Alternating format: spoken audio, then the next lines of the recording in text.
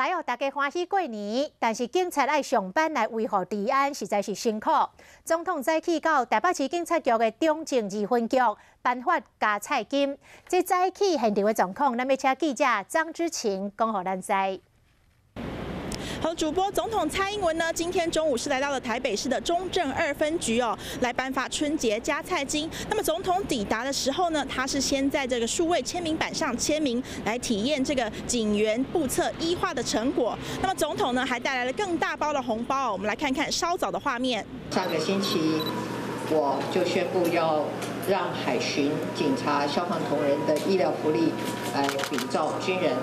那么，所以我们未来警察同仁到国军医院系统跟荣总系统的医院就医的时候不用挂号费，相关的医疗补助我们也都比照国军。 总统宣布，未来海巡还有警消人员呢，在国军还有荣总系统的医院就诊哦，是免挂号费。那么还有其他的相关福利呢，都一律要比照国军来照顾警消的健康。那么得知消息以后呢，那么现场的员警也特别的谢谢总统带来了这个利多。